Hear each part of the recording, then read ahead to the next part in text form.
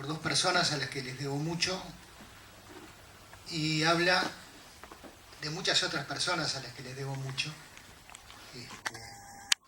Mucho de lo mejor que uno es. De otras cosas no son responsables, ¿no? Pero bueno. Y yo antes de empezar a hablar del libro, me parece que es necesario también hablar un poquito de los GAU. Aunque no es fácil, porque los GAU eran una organización que en buena medida había que deducir, incluso desde la cercanía. Yo, por ejemplo, recuerdo que sobre el final de la dictadura y el comienzo de la democracia, en el Frente Independiente Universitario, el FIU, que yo tuve el orgullo de integrar, no sabíamos quiénes integraban la dirección del GAU.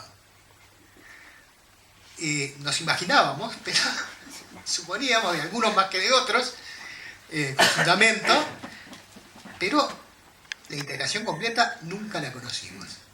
Digamos, a nombre de qué grupo de gente venían a hablar estas personas. Entonces era una decisión que había que deducirla, ¿no? Y esto no solo en el último tramo de la dictadura, también después, hasta el 85, cuando se disolvieron, en una reunión de puertas cerradas en la que quizás ya estaba alguna gente que yo no sabía que integraba esa organización. Pero vale la pena adentrarse un poco en conocer qué eran este grupo, que para mucha gente, por lo que uno después ha sabido, también antes de la dictadura tenía algún ingrediente un poco misterioso, enigmático, porque, como decía Jaime, hay definiciones políticas de los GAU que son parte de un patrimonio colectivo desarrollado por la izquierda uruguaya, ¿no? Yo qué sé, la interpretación de la crisis del país desde mitad del siglo XX, la estrategia de construir una alianza política y social amplia, la orientación socialista. Aunque también hay que decir que incluso en ese terreno de ideas compartidas, los GAU no se limitaban a acompañar, porque tenían en sus filas a gente, yo qué sé, como Víctor Rodríguez, que era una figura muy singular de obrero intelectual que había contribuido en forma clave al desarrollo histórico de esas ideas y en la puesta en práctica de esas ideas, ¿no? O sea, no era simplemente un grupo que compartía un patrimonio de ideas y lo acompañaba, sino que había gente que había contribuido mucho a que esas ideas existieran en Uruguay. Pero está el tema quizá más interesante de destacar algunas particularidades.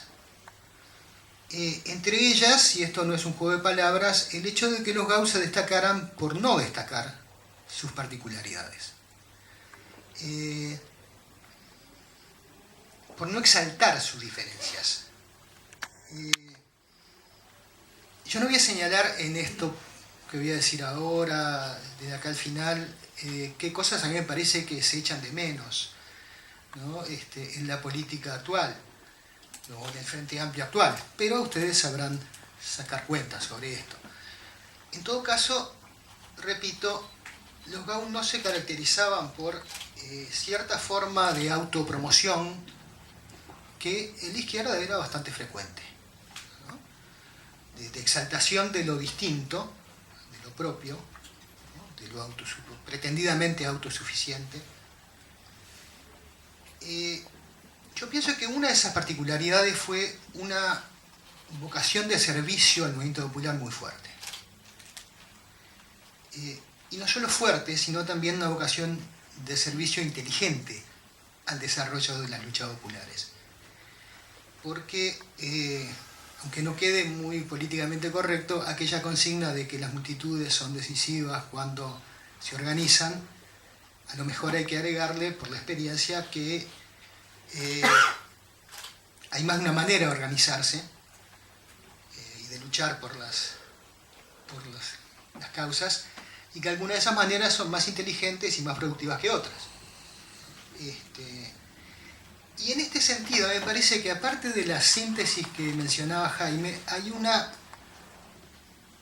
que es muy particular en los GAU, no es única de ellos, pero yo creo que es destacable, que es que representan una figura de radicales ilustrados que quizá las generaciones más jóvenes casi no conocen.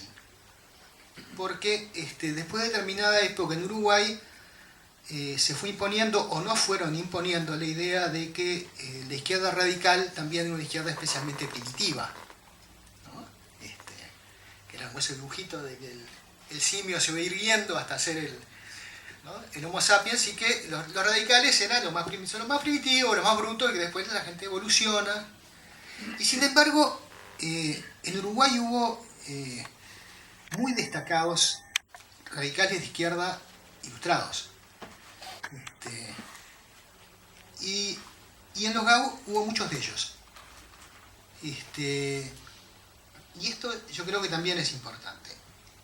Entonces, en esas particularidades de la vocación de servicio, yo creo que es muy claro que a pesar de que en los GAU había gente con una capacidad teórica formidable, yo qué sé, no voy a empezar a mencionar a muchos, pero quiero mencionar, por decir un nombre, a Pedro Seré, ¿no? En todo momento estuvo claro el criterio de que la teoría política estaba al servicio también del desarrollo de las luchas populares, y no a la inversa. O sea, el criterio de que hay que partir de la experiencia y del estudio de la realidad aplicando la teoría, en vez de buscar en la realidad los elementos que parezcan confirmar el pensamiento teórico que uno ya tiene, ¿no? Y mucho menos tratar de forzar los hechos o el relato de los hechos para que se adecuen a esa teoría que uno ya tiene. O sea, una actitud científica, que es justamente lo contrario de decir yo tengo pensamiento político científico, por lo tanto siempre tengo razón, ¿no? Las cosas hay que verificarlas en la ciencia, y en la política un criterio científico también. Hay hipótesis y hay que tener la capacidad de tratar de verificarlas y la humildad de estar dispuesto a verificarlas y a cambiarlas. Entonces, esto se podría llamar hoy, en el marco de Internet, un esfuerzo consciente para no desarrollar pensamiento político dentro de una burbuja, ¿no? No estar en una cámara de eco, una burbuja de afinidades, en la que solo escuchamos lo que queremos oír, que también es una cosa especialmente dañina para el pensamiento político contemporáneo. Y al mismo tiempo, y yo creo que esto tiene una relación profunda con lo anterior, aunque sería un poco largo y un poco árido desarrollar ahora, porque los GAU como organización también se ubicaron muy claramente como una organización que estaba al servicio del desarrollo de las luchas populares, no como una vanguardia autodeclarada, no como el partido guía o el embrión viable del partido guía, sino como una herramienta para contribuir a que determinadas tareas que ellos pensaban que eran cruciales se pudieran realizar con el esfuerzo articulado de distintas fuerzas políticas y sociales, propiciando la confluencia y la unificación de esas fuerzas. O sea, realizando una acción unificadora, o con palabras de aquella época que eran poco adecuadas probablemente para bautizar a una organización política, quizás sería más preciso hablar de una praxis unificadora, de un aprendizaje organizado sobre la teoría y sobre la práctica. Creo que esta impronta de unificación está presente en toda la historia que este libro cuenta, en el Uruguay antes del golpe, durante la resistencia al golpe, en el exilio, donde esa praxis unificadora fue clarísima en las tareas muy importantes que desarrolló gente como Ricardo Ullaró, como Marta Ponce, que está aquí. Y creo que esa vocación de servicio tuvo varios motivos que se potenciaron entre sí.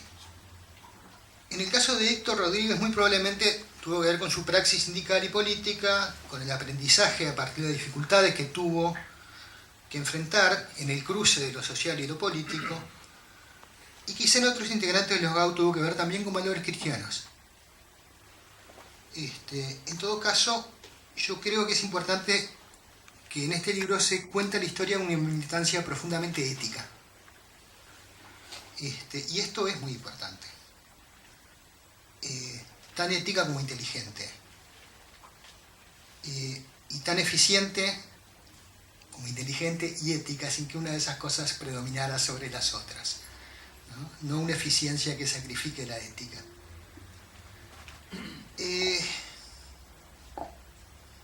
Y el libro, bueno, el libro es un producto genuino de esa identidad peculiar de los Gauss. Se debiera a razones más mundanas o menos mundanas. O sea, es un libro más centrado en comprender los procesos integrales que en destacar los méritos propios que no le faltaron. Un libro que hace un gran esfuerzo por contar la historia del movimiento en el que estaban insertos, pero no a partir del centro de la propia organización, sino a partir del centro de realidad, como decía. Creo que esa costumbre es bueno cuando no se pierde. Un libro que está más interesado en entender y en hacer entender lo que puede servir para el presente y para el futuro que en añorar el pasado. Y un libro que rescata y honra la memoria de muchos compañeros y compañeras de Enrique y de Martín que están muertos o desaparecidos, pero que yo creo que elude con una dignidad inusual la construcción de mitología, el autobombo y la justificación por lo sufrido, a pesar de que lo sufrido fue mucho. Y también un libro que cuida mucho a quienes integraron la organización, a quienes se alejaron de la organización y a quienes nunca la integraron también. Quizá por criterios como el que una vez me planteó Martín Ponce hace muchos años, cuando me dijo que en política, cuando uno tiene una discrepancia, no hay que proponerse tirar abajo a personas o ideas, sino levantar más alto las personas y las ideas que uno cree que son mejores. Es todo un criterio de trabajo político. O quizá por la mezcla de delicadeza y astucia con la que Héctor Rodríguez solía encabezar esas iniciativas que escribía a mano, unos papelitos en que además ya tenía el molde para que la cantidad de caracteres en cada línea fuera más o menos la de la galera de prensa, entonces saber cuánto espacio iban a ocupar. Entonces se titulaban cosas como borrador de antepropuesta para discutir y corregir, ¿no? Cosa que nadie se sintiera avasallado, aunque finalmente era bastante común que se saliera con la suya, pero elegantemente y delicadamente. O quizá también por esa vocación de servicio tenaz. Una vocación que, esto sí lo voy a explicitar, yo creo que en la izquierda de hoy se echa mucho de menos. Nada más.